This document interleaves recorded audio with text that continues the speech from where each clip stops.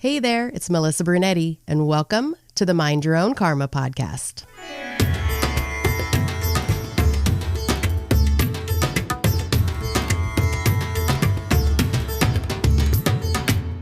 Hey there, Karma crew. Thanks for joining me for another episode of Mind Your Own Karma.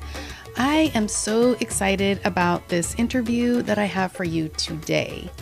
I have Monica Hall on the show. She is not only an adoptee, but she is also a first mother.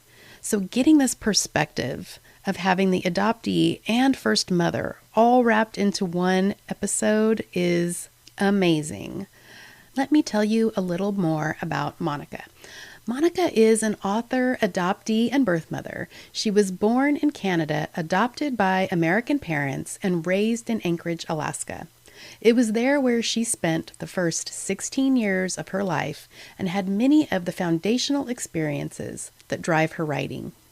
Monica now lives in Northern California and began working on a memoir in spring of 2016 when her daughter urged her to document her extraordinary but painful past. Monica started by writing about her experience with adoption, but soon recognized that there was a larger story to explore. Once her memoir began taking shape, she realized she needed to uncover repressed childhood memories, dissect the mystery of reoccurring dreams, and face the demons that once drove her to self-destruct. Through the memoir writing process, she has also posted various essays about her life experiences on her website, monicahall.com. Although her memoir and essays tell the story of guilt, shame, and her troubled childhood, her remarkable story is also about empowerment and courage, and how pain can come full circle to healing if you don't quit before the miracle happens. Here is my interview with Monica Hall. So we are welcoming Monica Hall to Mind Your Own Karma today. Hi, Monica. Hi. So Monica has a unique perspective because she's not only an adoptee, but she is also a first mother. Now, do you prefer first mother, birth mother? I want to be respectful. I don't care. I've gone through all the iterations of that throughout the years, so whatever. I'm good.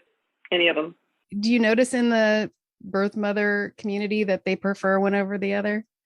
You know, I posted on Facebook not too long ago a new banner, and on it I said, author, adoptee, birth mother, and I had like 200 comments, like angry people. I resist birth mother. I mean, really pissed off. And then adoptive people, adoptive parents were coming on, and then adoptees were coming on. It was unbelievable. I could see the birth mothers wanting to be called that word first mother, and then that. But even adoptees were pissed. Yeah, I could see. Wow. You should go on and check it out. It was actually quite entertaining. And I didn't mean to start a ruckus, but right. It's pretty triggering. All of this is triggering for people. I get it. It sure is. But let's start with your adoption story, your personal adoption story. So talk about your adoption. What do you know, and why were you put up for adoption? So I was born in Edmonton, Alberta, Canada, and I was relinquished. I was in a foster home for 3 months, 3.5 months or something like that. And then my parents, who were Californians and older, my dad was 42, my mom was 32. They'd been living in Alaska since the 40s. And they flew down and picked me out of a foster home with 6 other babies. And I don't know if I was there just for display purposes or if I'd been there the whole time. I mean, one would think 6 babies with one lady. Not a lot of nurturing maybe going on. Wow. But they brought me home and they said I was happy baby. Cool. I was bald, but I was happy, I found out later I was born with dark hair, but yeah. So, and then I was a pretty happy kid. And we got my brother when I was 3. That's when things went south for me. Was he adopted? He was yeah. So they adopted him out of Edmonton as well. He was super high need. He cried all the time. He was gangly. He needed fattening up. Oh, this is crazy. So the adoption lady, the foster lady that was caring for him, told them they were getting a really good one and not high maintenance infant because he slept through the night. And my brother's super sensitive, and I think he had failure to thrive syndrome. Probably. And so my mom, being a nurturer, kind of dropped me like a hot potato and was there for my brother because I was strong and not apparently needy. Super needy, but not apparently, you know. I think she's always felt that way about me, as, you know, I didn't need her. I needed her. Yeah. But I just didn't show it. And so I think that's when my dad swooped in.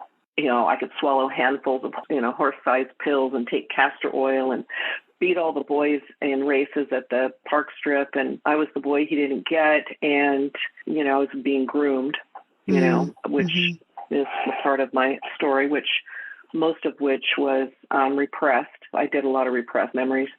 Yeah, that's what happened. And I grew up in Anchorage, Alaska, and we were super Catholic, really Catholic family. We had nuns at the house and priests at the house, and every holy day I was named after a nun. I was named after the Virgin Mary. So I'm Mary Monica. Yeah. And so that's the basics.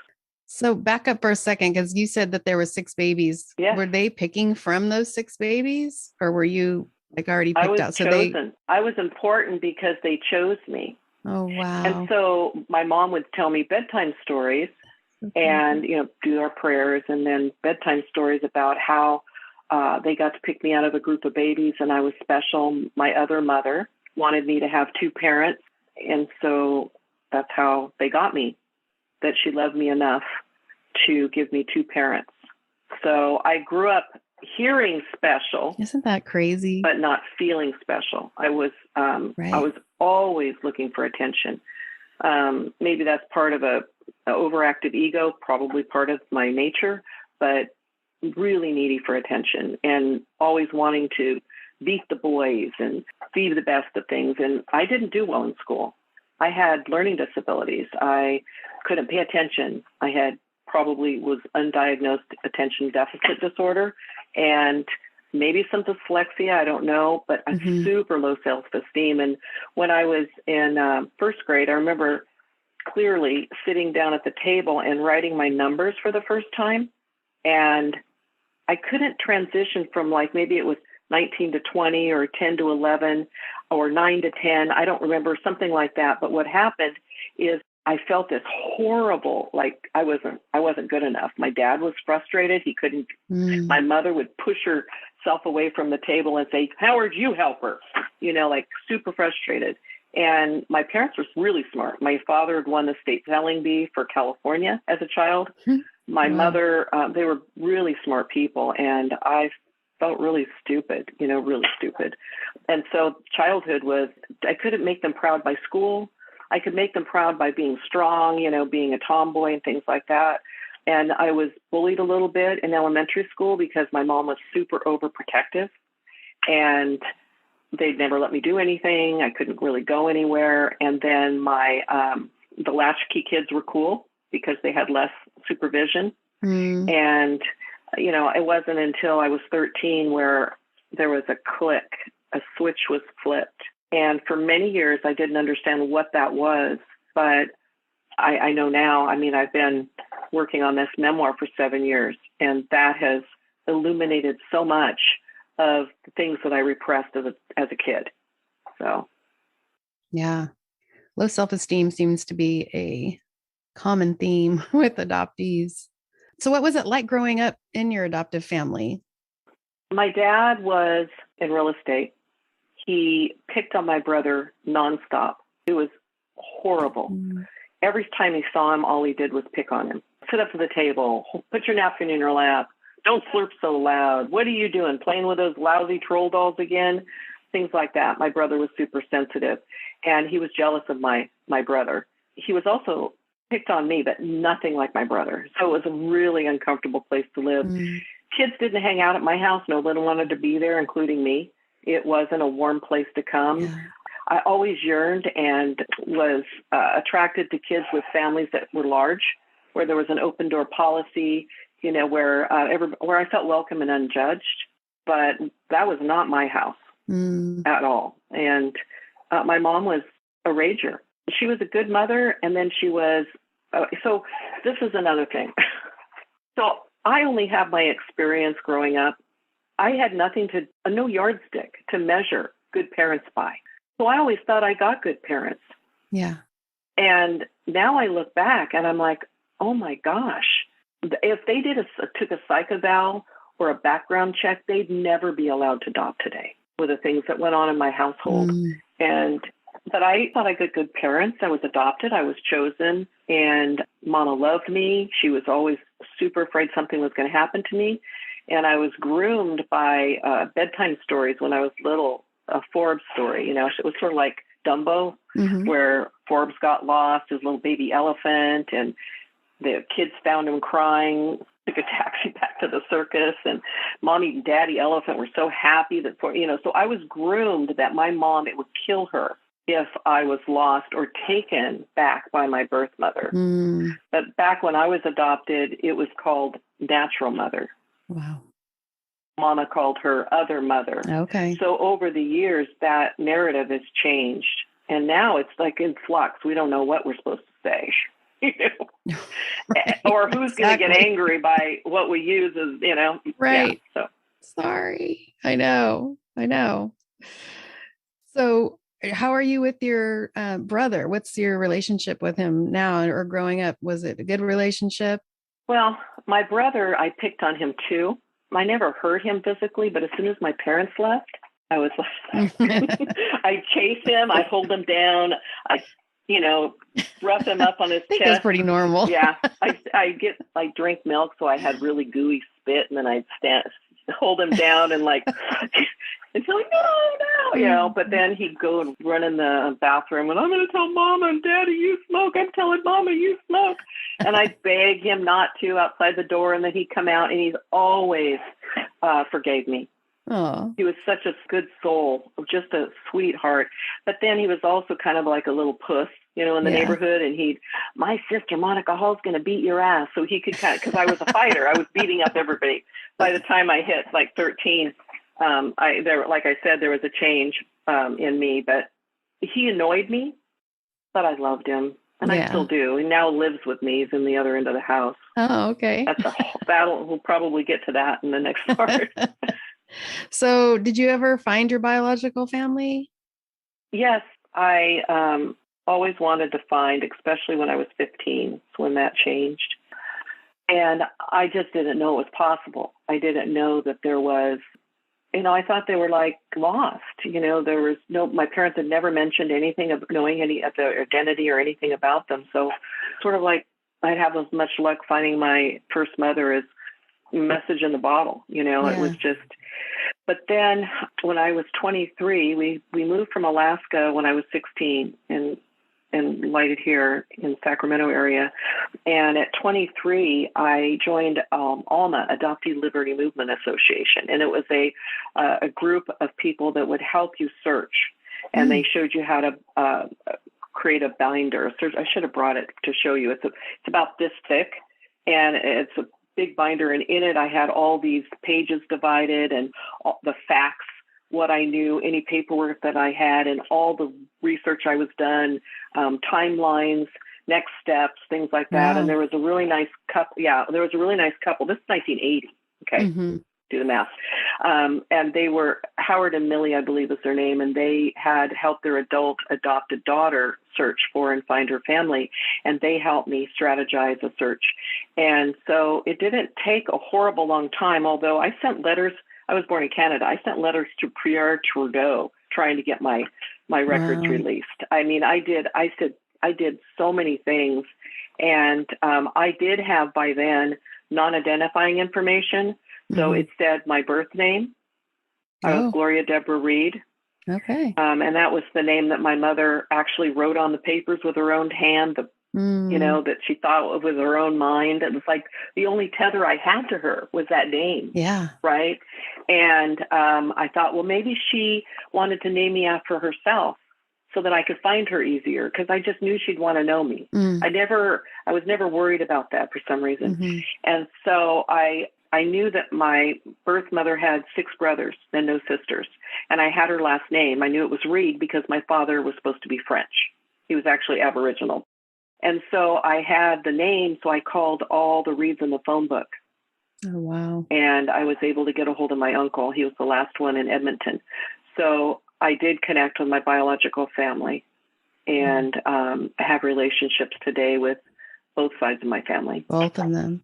So how was the reunion? Has it been good since day one? I mean, no bumps in the road or anything with the biological family? Absolutely. There's absolutely bumps. But overall, it's been wonderful.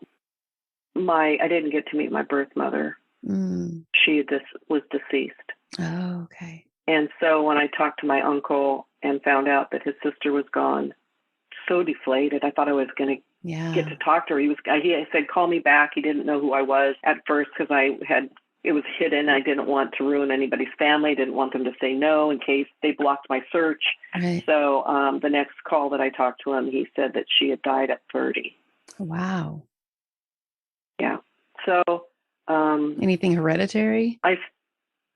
I don't think so. She had a brain aneurysm. Oh, okay. Wow. I think there was more to it than that. I've done some research on that. I recently had a brain scan to make sure I didn't have it because it's evidently hereditary. No problems there. And my biological father, I spent a lot of time in Canada, and my sister comes. She's actually coming in June for a short visit, and she was here for my birthday, not this last July. So immediate connection with my mother's side of the family. I felt like as soon as I met my uncles, it was, these are my people. I instantly felt connection, even though my mother was deceased. They were, the key to that. On my father's side, very much different from them, all very different. I can see similarities in my sister and my birth father, but they're very reserved. They're not outgoing. They seem to have these silent communication skills between them that I'm not privy to. Yeah. So it's been a great experience overall, but it's not without complexities. Yeah. So you have a sister from your dad's? Yeah. Any other siblings? Yeah. So on my dad's side, I have 3 brothers and 1 sister. My brother passed away. He was 6 months younger than me. He was in utero in his mom while I was in utero in mine. And addiction. He had a heart attack about 6 years ago. And then on my mother's side, I have a brother and 2 sisters. And the oldest sister, the one that she had right after me, is the one that I'm most connected to. Yeah. So are you the oldest? I'm trying to figure out. Are you the oldest out of everyone? Yeah. Yeah. Yeah. So 4, 3, 9. I'm the oldest.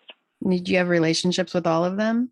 Yeah. I mean, my sister's in Vancouver now and all my cousins and whatnot, but on my birth father's side, they're not as techie. They're able to, connect. We connect a little bit through Facebook. My birth father died a few years ago, and his wife, Helen, just passed away last week. Oh. Like the last of the family of the, and that's really sad. And there's some family drama around that up there. And oh boy, I'm sad for them. Yeah. Oh, shoot. So you said you grew up in Alaska, and it sounded like it was a little crazy. So what happened? Oh yeah. I mean, that's a whole story. It's a whole book. Right. And I've probably got a second book. I have this memoir that I just finished. Alaska, it was the 70s oil boom. So it was rowdy. There were massage parlors, houses of ill repute popping up on every corner. There was a base two bases full of men. Then we had all that money, like 900 million leases for land leases that the revenue was coming to Alaska. It was crazy. People were moving up. And I was on a split shift in junior high and high school because they couldn't build schools fast enough. Wow. So it was a Wild West. Open carry. People carried guns and knives around their belts. They had them in their truck. I mean, you never knew if they had something stashed under the seat or, I was a teenager during that time and hitchhiking, and I became a juvenile delinquent at 13. At 13. Mm-hmm. Wow. Now I know why. I didn't for years know why that occurred, but there was an incident that happened that I just clicked. And I became a vandal. I broke into houses. I stole cars. I fought. I vandalized. I beat people up. I was a bully. I was a real troubled kid. And I think what it was is, looking back, I needed to feel loved. Mm. I didn't feel loved. I couldn't get that at school. I couldn't get that with the peers at school. They were either smart or I wasn't any of those things, I felt. And I thought, if I'm the baddest kid, then somebody will look up to me. Mm. So the other bad kids looked up to me. And I didn't realize that, this was my survival strategy for what was going on in my household, for probably being relinquished and just wanting to be loved and cared about. For my mom had abandoned me, Right. for my brother, and there was that jealousy, and there was things going on in my house with my dad. It was a real mess. And so I snuck out my bedroom window almost every weekend, took LSD, mescaline, smoked hash, sniffed a lot of glue. God, I wish I hadn't done that now. Mm-hmm. My memory is not as good as it could be. And I didn't drink alcohol until we moved here to California, but I was just hurt. Yeah. And I had a lot of guilt for that years later, as an adult. But now I can see that was my survival strategy. And, as an adult, I forgive myself for those things. It's been a lot of work, but yes. Was there like a light switch that clicked that this all stemmed from? And now I can see it. I did some EMDR with a therapist. I've done multiple trips back to Anchorage. So much has been illuminated for me. And I found some really troubling things that I wondered what those things were about that happened to me. It was really dark I started writing in 2016. I put on weight in 2016. Initially I started writing because my daughter, I have three kids actually. My 38-year-old daughter, she was like 32, and she said, "Mom, you should really write a memoir." I'm like, "Yeah, okay. What the hell? What are you talking about?" She said, "Well, you have a really incredible story." And I thought, why have I been lugging around all these journals? And I have a diary as early as 1968 when I was in sixth grade. Oh, wow. I've been lugging this stuff around for all these years, and appointment books. So I have everything documented. It's like, why am I keeping this crap? And I think I intuitively knew that I was going to use it. And so when I first started writing, I thought, this is for my healing so that I will attract better circumstances. I've been pretty successful, yet I have a reoccurring theme of betrayal, being betrayed, and choosing those people or those circumstances where I'm betrayed. And I thought, why am I doing this all the time? What is behind this? Is this something I can heal from? And so initially it was for my healing. And then as I'm writing and digging, I realized that it was for others. It's for others. It's because when I hear people's stories and I feel my heart open and I feel compassion, that's where healing happens. Yep. Not the anger and the rage at the injustice of what happens, but it's the compassion for those. And if it can open your heart to their story, maybe it can open your heart to your story. And there was a period of time in like 2017 where I called my mom, and I was really dark. I was going through something that happened to me, and I had seen as my fault for decades. I was 60 at this point. I said, "Mama, I can't do this anymore. I can't keep writing. This is killing me." Like literally, like I was getting really heavy and I was just depressed. And I'm an outgoing person. I'm not a depressed person, right? Mm-hmm. And the next day I get a messenger from somebody because they've been reading my blog posts. As I was writing my memoir, it was like I needed valve releases. So I would write these essays about things that related to my memories or my past.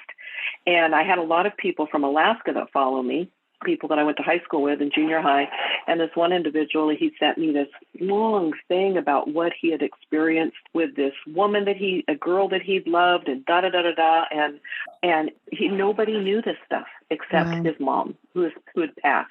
And me. Gosh. So people started sharing their really intimate, emotional pain with me through emails and messengers and phone calls and things. And I thought, oh, wow, this is just not for me. It's for them. And when I got that message from him, I knew that I needed to keep going. Yeah. It was like the universe sent me the answer the very next day. Wow. And So yeah, I kept going, and that's probably why I've been angry the last week, is because I think I'm letting it all go. It's done. I'm sending it to my editor for a final copy edit so I can start on the publishing process.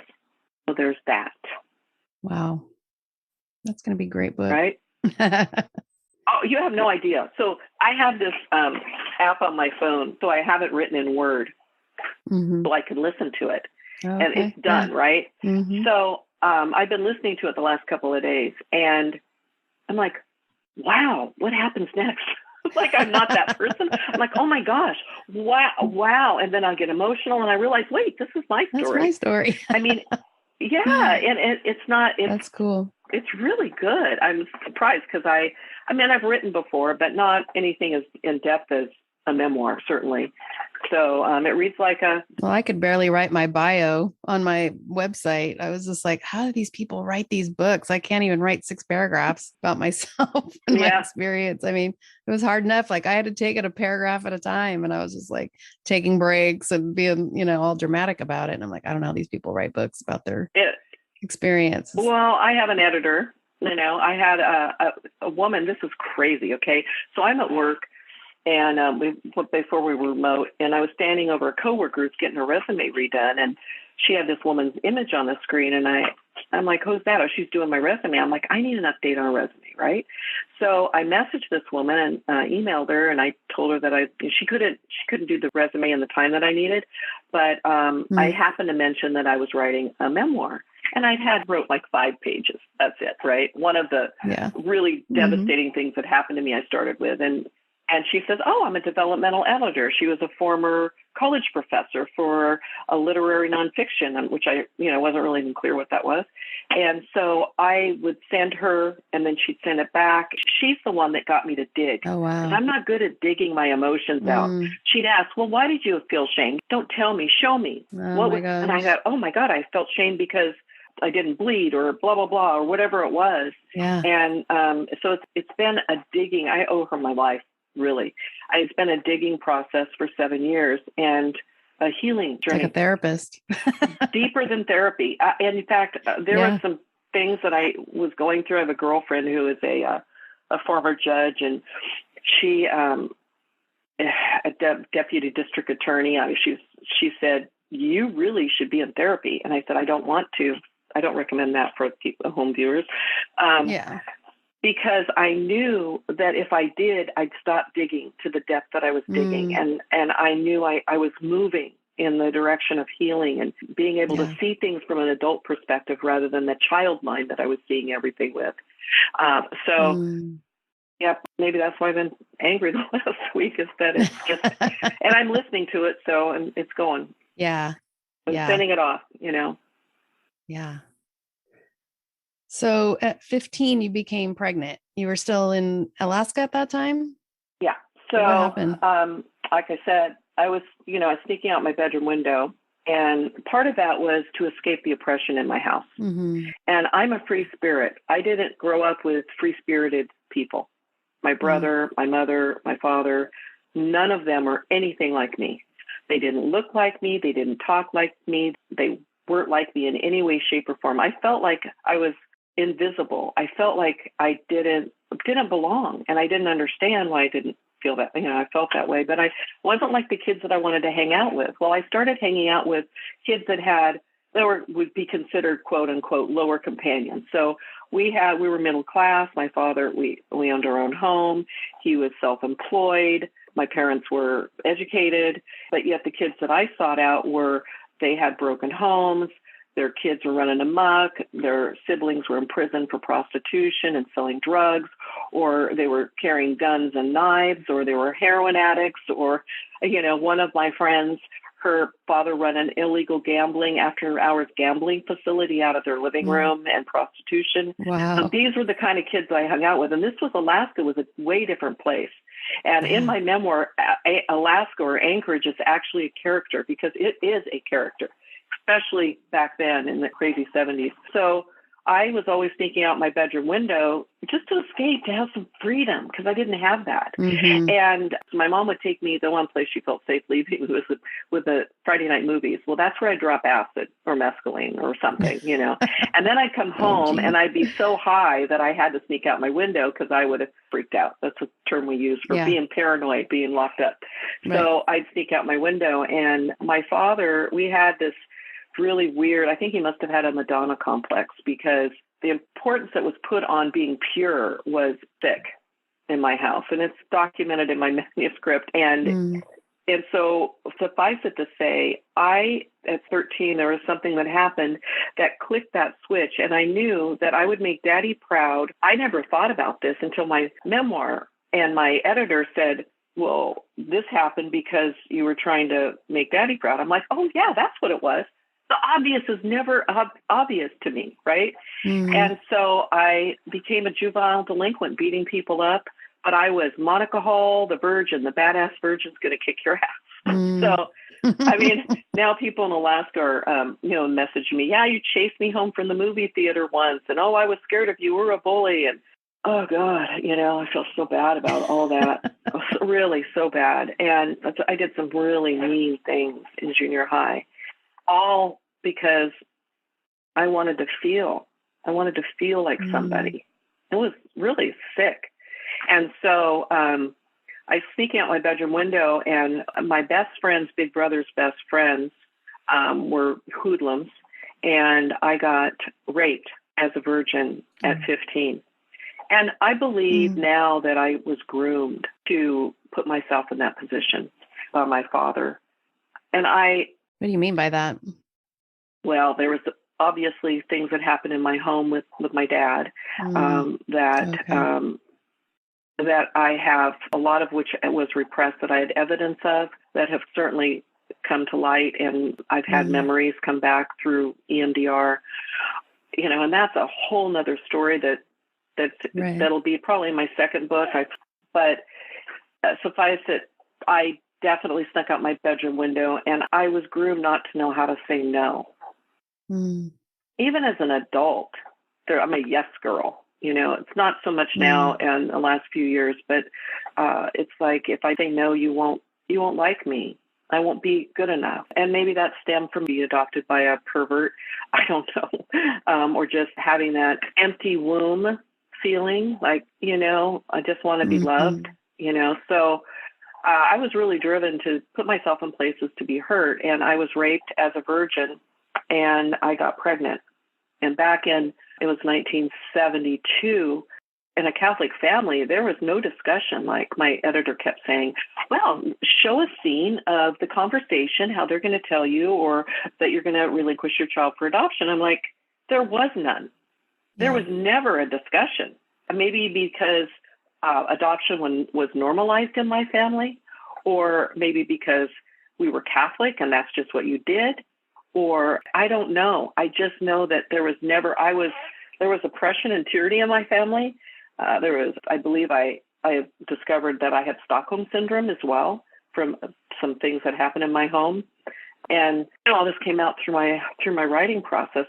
And my son, he goes, Mom, he was 22 at the time, it sounds like you had Stockholm syndrome. I would have for sure run off and told if that happened to me. And I'm like, oh, what? That's kind of harsh. And I did some research. Yeah, abused children can have Stockholm syndrome. So, but I'm not making excuses for relinquishing my child. Yeah. But I relinquished my child, which is I still am not over it. She's going to be 50 in June. I'll never get over it. So there were no options. I went to a nun, Catholic Charities, and I had biweekly or weekly meetings with a nun where she was my friend. My parents locked me in the house. All my vandalism, all the criminal activity stopped. Yeah. Which was, a gift from the heavens, I'm sure, because I probably would have ended up in prison eventually. And I was under the influence of my very Catholic mother, and she became my lifeline because my friends never came over anymore. And it was a really dark 6 months, and it was winter. In winter in Alaska, you've got 6 months of darkness. Everybody's hunkered down. And, I wrote in a journal during that time. And it's certainly been helpful in my manuscript because many things I've repressed, like signing the papers. In my recollection, it was in an office, but in my journal and my mother's journal, which I have as well, it was in my hospital room. So there's so much that was pushed down. When I left her, I mean, I got to see her. I groomed the nun to let me see my child because at the Catholic hospital, you didn't get to see your baby if you were relinquishing. Yeah. But because I was an adoptee and I had no one on the planet that was my relative, I had no DNA genomes to recognize. I had nothing. And it was just identity that I was looking for too, you know? Yeah. So they told me they'd let me see her. And the nun was gone. She was sent to the lower 48, which they called outside in Alaska. You're sent outside, you're sent to the lower 48 during the time that I had my child. And she didn't bring her to my room, but I got to see her a few times. And there's some really interesting details around all of that that I don't have time to get into. And my perceptions of that time, after I had her, I remember waking up in the morning in my hospital room. I'd been awake for 24 hours for the labor, and my eyes weren't open yet, but I had this crushing weight of dread, like this soul-crushing weight, where I didn't know what it was because I wasn't awake yet. And then when I woke up, it was like, oh yeah, I'm going to have to give my baby away. Yeah. And I mean, I've always filled with food. Since when I got pregnant with her, I gained a lot of weight. I used to be the skinny kid that couldn't gain weight, but I learned that I could eat and feel better. And so at 15, I put on 50 pounds during that pregnancy. But that morning, I couldn't eat my breakfast. I couldn't eat for weeks. Everything was cardboard in my mouth. I couldn't swallow it. And nobody took me to counseling. Like, nobody brought casseroles to my house. I didn't get a death certificate. There was no funeral. No. There was no birth certificate. There was nothing. No. You know, they didn't take me to counseling. Nobody said, how are you feeling? Right. I feel like people assume that because you relinquished a child, you don't care. That's not a deal. And I was 15. I turned 16 the following month. Yeah. And I remember my 16th birthday, I wrote in my journal, sweet 16 and never been kissed. Ha! Like sarcastic, like what 16-year-old pregnant, mother is, and yeah. I never told anybody about the rape. I hid it. I knew that I would my parents would make a huge stink about it, that I'd be humiliated through and now what I know about my abuser, it was a really good thing I didn't say anything, but I hid that for decades. And, wow, that whole thing, what came about and the things that I learned about the father was startling. It happened in 2016 through the writing and some investigation, completely turned my world upside down. Like, wait for it. It was just insane. And yeah, so it's been a really interesting journey. Yeah. So at 15 years old, did you realize what adoption meant? I mean, I know you were adopted, so you probably did, but it sounds like because you were Catholic, it was just, that was what was going to happen. And it didn't really matter what you were thinking or. It's so weird because I don't remember thinking a lot, and when I was trying to write this manuscript thinking, what was I thinking? When I came home from school and was told I was pregnant, and that's a whole very interesting scenario what happened, I knew that my hope of being popular and having boyfriends and things at the new high school was never going to be. I think I knew that I was going to be shut away, and I knew I was going to be pregnant, but I didn't let myself think about what that looked like. Mm-hmm. It was like I repressed things that were painful. And at that point, I didn't have that love for my infant yet because I was just brand new, pregnant. But I definitely thought about it later on throughout the pregnancy and close to the end. And it's so interesting. I believe I was groomed to relinquish my child partly because I was adopted.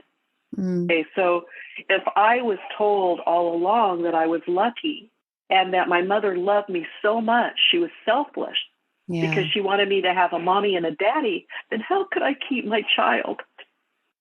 Right. And be selfish if my mother wasn't. Yeah. And then the nun told me all these wonderful things about the wonderful parents she had found for my child.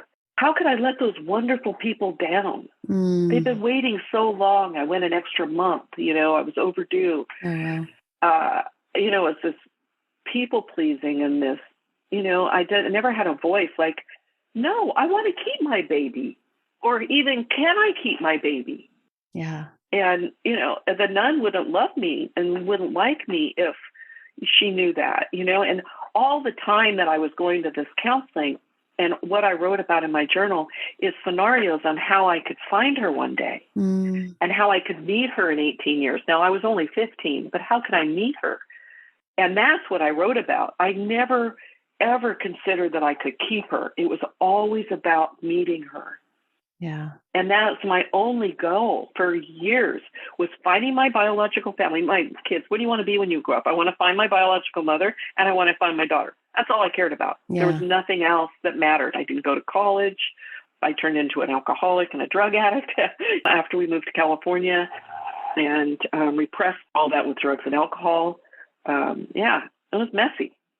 I just wonder, when you said that you were a month overdue, I don't know why this just popped in my head, but it was almost like, was that because you didn't want to let her go? I think so. Your body was holding on as long as it could because you knew it was coming. Yeah.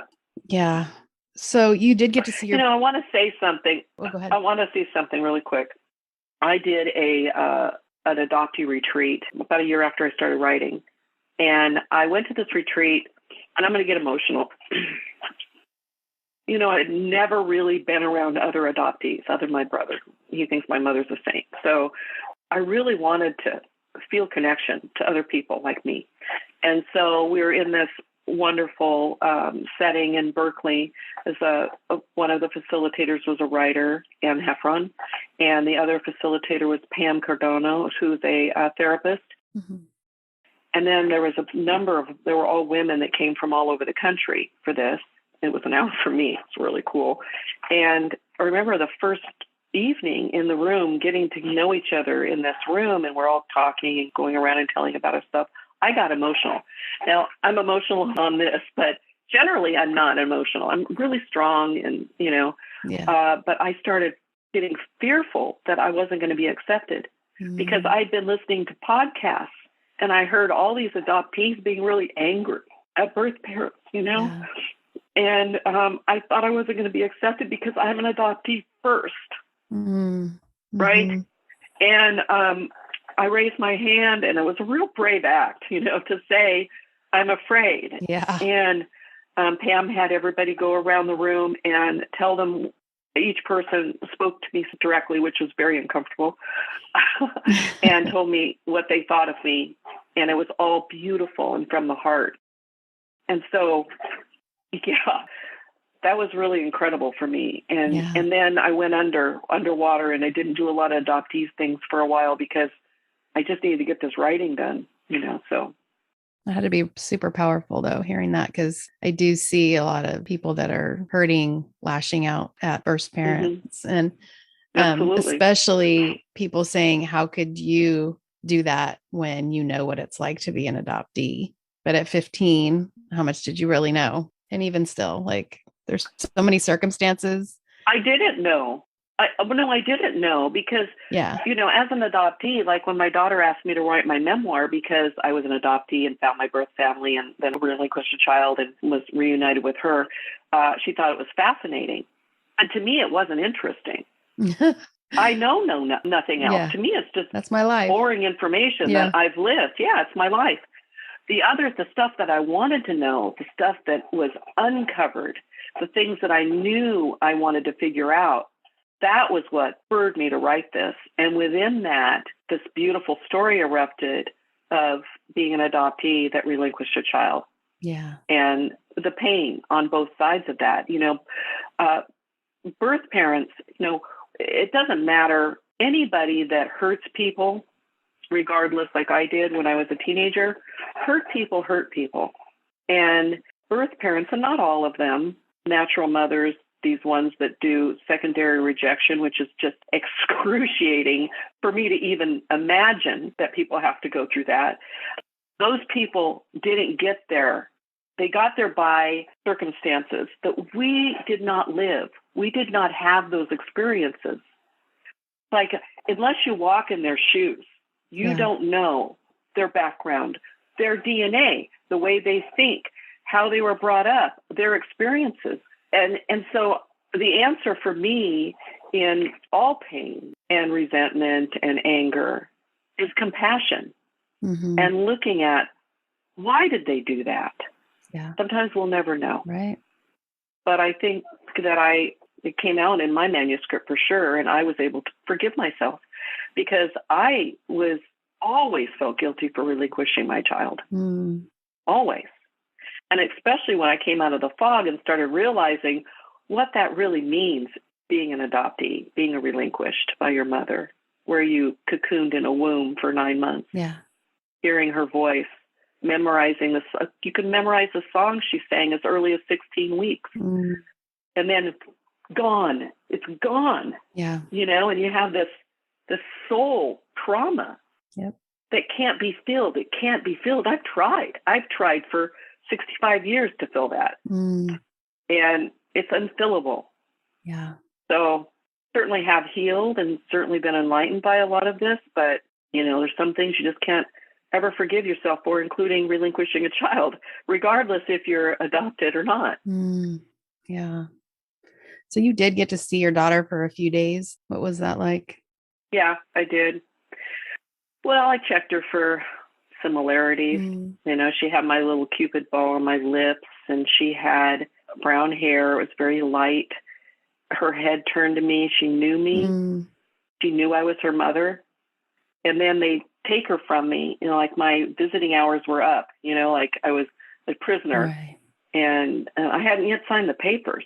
My mom got to hold her. My brother wanted me to keep her. You know, he was always at the glass. A couple of my good friends came, who I'm still connected to today. But most of my friends abandoned me during that time.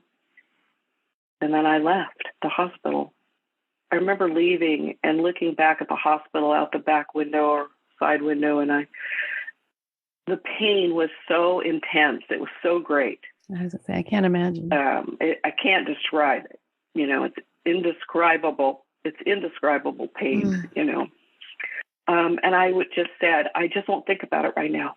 I just won't think about it right now. I didn't know what else to do because the pain was so bad. I felt like I was going to die. Yeah. And so that's what I began doing, is just pushing down all of that.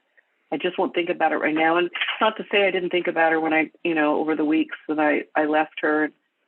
I feel the weight of her in my arms. I remember the smell of her and stuck my nose in her neck. And I got a couple pictures of her from the nun sent them to me after they got all worn and dog-eared. Yeah. And went on with my life. So how did you cope? I pushed it down. How did you cope in the coming days, months? I pushed it down. My mom, if I talked to her, there was no one I could talk to about it, because if I talked to my mom, she'd cry. I never wanted to make my mom cry.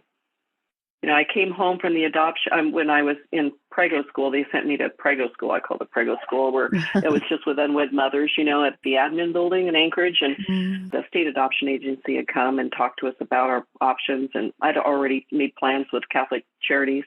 But I walked up to the lady afterwards and I said, I'm adopted. And I said, my parents don't know anything about me, about my family. And I went home to tell my mom, and she started crying. You know, she felt compassion for my birth mother as well, you know, that she got to love me while my birth mother didn't. Wow. You know, so adoption is originally the triad, you know, with the adoptee, the adoptive parents, and the birth parent. It's now the constellation, because there's so many that are affected. It's not just, even the adoptive parents feel badly, you know, and afraid that their child is going to be removed from them. But now it's like I've talked to people that, like my daughter, the one I relinquished for adoption, I was there last couple of years ago in July, and her daughter, I was talking to her daughter, my granddaughter, and she was like 12 or 11 at the time. And I said something about being adopted. She goes, "You're adopted?" And I go, "Yeah." She goes, "My mom's adopted and my dad's adopted." So my daughter ended up, it's like we find each other in a petri dish. Yeah. And she ended up marrying an adoptee. Wow. And my granddaughter's like blown away, and then I was just talking to my daughter's sister who was adopted, because they adopted two other girls, who's a therapist. She's been, interested in the adoption thing and done some of her own work. Even her daughters who aren't adopted are affected by it. Yeah. It just spreads out. Aunts, uncles. It's not just one single thing. I know. It's all collateral damage. That's what I call it. They're collateral damage. For sure. Yeah. Did you wonder about her though, then through the years? Like finally, were you able to like think about her, like what she looked like, what she turned out to be doing? Oh, for heaven's sakes. Yes. All I did for years is think about her. On her birthdays, I'd sit really quiet and really still and think maybe we could connect through the cosmos. She'd be thinking about me. I did the same with my first mother, yet she'd been deceased. She was deceased when I relinquished my daughter, and I thought I could feel her showing me the way. But she was already gone 8 years when I relinquished my baby. Wow. Yeah, and I needed her to show me the way. I wrote it in my journal. Yeah. She was brave. I must do the same. I need her to show me the way. How sad. How sad. Anyway, my daughter Mary, who ended up with the same name as me, surprise. And I thought about her on every birthday. She'd be taking her first steps right now. She's having her first birthday. And it was always, all my scenarios that I did, they were always on the other side of a fence, like seeing her in the schoolyard, watching her, listening to her little voice. I would never have approached her because I would not have wanted to hurt the biological, I don't know what to say, her adoptive mother, her mother. Right. I'd been told by my mom that would be horrifying. So I would never have done that. And then I imagined peering through a window. All my imagined scenarios were always behind a fence or a window. I knew my place. Yeah. I was invisible. And the adoptive parents were smarter and better than me. And so, yes, I thought about her all the time. That was my only goal, was to meet her when she turned 18. That was it. Yeah. How did you find her? She was going to be 18 in 6 months, and I couldn't wait. And I started telling my friends, if she's going to be 18, I can hardly wait. And people would start saying, well, what if she doesn't want to find you? Maybe you should wait and see if she wants to find you. And that just angered me. How dare you? Of course she's going to want to find me. She's going to want to know me as much as I want to know her. And maybe I created that because I knew she always wanted to find me. So 6 months early, I couldn't wait. And I called the adoption agency in Alaska, since moved, of course. And they said, call us in 6 months and we'll see. We'd have to contact the parents and see if they were open to a reunification, and then we would facilitate that for you. So they told me I could write a letter in preparation for that. I couldn't write a letter. I couldn't even write her a letter when, before I had her. The men told me I could write her a letter that she, would give to the parents to give to her. And even though there was nothing in the entire universe I would have wanted more than a letter from my birth mother, nothing would have been more important to me, I still couldn't write that letter to her. Everything I could say was so trite. Yeah. Like, I couldn't keep you because you needed to have two parents. I love you. Bullshit. Yeah. It was just, I felt stupid. Anything that I would write, she would know that I was stupid and that I couldn't write well. And I felt guilt for that for years, that I never wrote that letter, So a few weeks after I made that call to Catholic Social Services, I got a call at my desk, and they said, we're sorry it's taken so long for us to get back to you. I'm like, I wasn't expecting them to call me. What do you mean? Well, we have a picture here. A picture of who? Of your daughter. And I had never cried. I left that hospital and I pushed down my emotion. If I cried, I would die. And so I'd never cried. And I tried to cry. Like, I got sober in 1984 and I had a daughter in 1985. And I knew that there was something wrong, that I had never cried. I was now sober. I was now working on myself, and I could see that not crying was, so I started to read my journal or my mom's journal. And as soon as I'd feel the emotion, it was like a faucet was being slowly shut off and I couldn't access it. It was like, oh, it's gone. So when the adoption agency called and said that she had called within a couple of days of my call 6 months early with her mother, all of it came out at once. For the first time, I was speechless. Oh my I was like gosh. snot and tears. I couldn't even see to hang up the phone. My coworkers rushed to my cubicle thinking somebody died.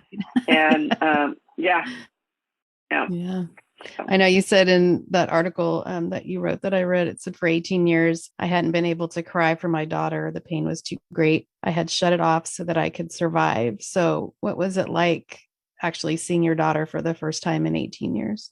So it was annoying because the facilitator wanted us to write letters back and forth first, and I just I'm instant gratification girl. Yeah. And so is my daughter. She's just like me. I'm like, hell no. But that's what we had to do. I had to write a letter to her parents, a letter to her. I didn't know where she lived at the time. So I had to send them up to Alaska from California, and then they sent them to wherever she lived in the Midwest, which I didn't know what that was. And then they had to send letters back up through Alaska. And so I had to write this letter. And it's crazy. I wrote the letter probably the next day. Both letters, boom, boom, boom, done. Like done. I wrote her a letter. I wrote her parents a letter. And I kept them, of course. And they're in my manuscript. And I read them and I'm like, oh, man, this is crazy. This is heart-wrenching. It was beautiful. And then they wrote letters back and she wrote me a letter. So I had time to get my feelings right. And so I knew I went to Blockbuster back in the day. It was 91. And I got all those sad movies I shunned. I would never watch sad movies about loss, about pain around a child, about people dying from cancer because my adoptive father died from cancer. I would never watch those. People would say, hey, let's go to them. Hell no, I'm not watching that movie. There is no, and I guess that there was pain there, like in Pandora's box that I wasn't ready to access, but I never really thought about it. I just knew I did, and so I would sit, I got a box of Kleenex, and for weeks I just watched all the sad movies I wouldn't watch, and I leaned into the pain when they came, and I sobbed, and I let myself release all that so that when we got together on our first phone call, it was none of that was on her, none of that. And it was when she first called me, it was like catching up with an old friend. It was, and she didn't have to ask me any questions because I gave her everything that I would have wanted to know from my first mother. And we had a 2-hour conversation and it was just getting to know each other. Yeah. And on my website, I don't have it yet. I have a number of videos. I have a reunification video that was taken by the camera crew in 1980 when I met my biological father. He came to the airport and they were interviewed at my home. I have a number of videos, but I haven't released it yet, the video of meeting my daughter at the airport. Oh. And there were tears. And it was when I first saw her picture, when the adoption agency sent me the picture before the letters, it was, I raced home. I called my neighbor every couple of hours. Has mail come yet? Has the mail? Check my mailbox. Check my mailbox. And so I was like a 20-minute drive home. And on my lunch hour, I raced home. I opened it and I looked at it and it was her graduation picture. And it was surreal. It was like I was looking at someone I knew. Yeah. It was like looking at myself. It was bizarre. And, that moment was just incredible. I was finally touching that real part of me that needed that identity and my own child, Yeah. Pretty crazy stuff. So I'm assuming it's still good today. Like you guys are still in contact and. Yep. We FaceTime. Thank goodness for FaceTime. Sometimes we go months without a call. She's got a busy life. She has 2 daughters. I have a very busy life. And then we'll FaceTime. But she'll call me often on Sundays. In fact, I just put this on my website. I haven't pushed it out, but it's there. And she'd call me with this unknown pain, wanting me to pull her up from a dark hole. The hole I probably put her in. So we've had, it's not without complexities for sure, but it's like she's a spinning image of me. Yeah. When she came here for her 18th birthday, they sent her. I had a big party in my backyard and a reunification party. We dressed up like twins and we look like twins. She walks like me. She talks like me. She has a potty mouth like me. And we both grew up in very traditional Catholic families, like both. And we are not traditional in any sense of the word at all. We finish each other's sentences. We have the same clothes in our closets. Oh, wow. We had both bleach our dark hair blonde. It's really something. Yeah. That's cool.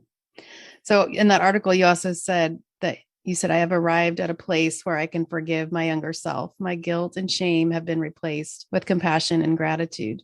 How did you heal that part of yourself? How did you get to that gratitude and forgiveness? I think a lot of it started when we were reunited. I met my biological family. I still felt guilt and shame back then, and always wondered when I got the envelope of pictures of my biological family. I wondered what it would be like to open an envelope with pictures of my daughter someday. And so that was a beginning. It wasn't until the reunification in 1991 where I really started getting healed. I still felt a lot of shame when I met her adoptive family for the first time. And then I got sober in 1984 and started working on my recovery and people I'd hurt and trying to make things right. And so that has been huge. I've been working and mentoring people for decades, 39 years. But when I started writing, and that's when things changed, because I couldn't see things the way they really were, because I was looking at them with a stuck child's mind, a mind of shame and guilt. And I still felt guilty for the rape. I thought it was my fault because I didn't get beat up. All that stuff got healed. I think as much as I can in this amount of time that I've been working on myself. It's a process. Yeah. I really have compassion for those that are just getting started, because it's a rough road. And I don't have alcohol or drugs or even relationships to push that down with anymore. I had to learn how to deal with emotion without repressing it, other than food, but even that, it's been an up and down journey. Right. So what advice would you have for first mothers or birth mothers that are struggling right now? That's a tough one. Connection. I've reached out recently because I'm getting ready to, finishing my manuscript and trying to get more connected in the community. I've come out of this hole. Yeah. And I've reached out to birth mothers that I found on social media. And I feel it's sort of like I've had a number of friends that have lost people, loved ones, sisters, and going to a therapist, the grief therapist always says grief group is the best. It's connecting with others with the same pain. Mm-hmm. And that's what I'm hoping, like what you're doing here with your podcast. Bless your heart, really, because this is where we get to connect. Yeah. And hopefully reach out to people that have had our same experiences. Mm-hmm. So at some point here, I'm going to probably be facilitating retreats for maybe the adoptees or birth parents or both. I'm not sure. Yeah. But I think that is the key, is to really connect with each other and not feel so alone. It helps with the shame. It helps with the guilt. It helps with the pain. So that's what I would say. Reach out and talk to those that have experienced it. Adoptees, not so much for those natural birth parents. Wouldn't say that's probably, it's pretty triggering, because adoptees have had that, they're the brunt of our decisions, Mm-hmm. Yeah, I just, you and I had Catherine Bogley on the show, both just help me as an adoptee, though, see that other side so I can have more compassion for the first mother's side. And it helps me deal with what I've had to go through with my first mother, maybe helping me understand why she does some of the things, or has done some of the things that she's done in the past. And until we kind of have that compassion for each other, then that's just huge. It's so huge. You have to hear these stories. And, when I interviewed Catherine, I was just like, oh, I don't want to do this. This is going to be tough for me, too. And I remember in the beginning of the interview, just saying, I know you adoptees are going to want to turn this off right now before it even starts, but don't do it. You have to hear this story because it changed my perspective, totally changed it. So, I mean, I think you're brave for coming on yourself and telling your story, especially being an adoptee and having the first mother experience as well. It's a unique perspective that I think is really going to make people stop and listen, a little bit more because you have both perspectives. So you've been writing this memoir for 7 years. And you said you have a website. How can we find you? Yeah. Do you know when this memoir is coming out? What's happening? Good questions. MonicaHall.com. So okay. That's my website. I'll put that in the show notes. Yes, please. And you can sign up and follow there and put in your email so that when the book's published or when I write another essay, then you could see them. There was a long period of time, or initially I was writing every month. And then when it got really dark and deep, you'll see I didn't put an essay up for a couple of years. I didn't have anything. It was like I was just, But now I've got a couple up there, and this most recent one was really a heartfelt one about my daughter. And so MonicaHall.com, Monica Hall author, and Monica Hall on Facebook. I'm wearing a goofy hat. I look really cute. My daughter took pictures of me out at the river. So I've got hats on all these pictures, which I don't always wear, but they look cute. Okay. And then on Instagram, I'm Monica Hall author as well. And I've got a YouTube channel, Monica Hall author, I believe, Adoptee. Yeah. So they're all there.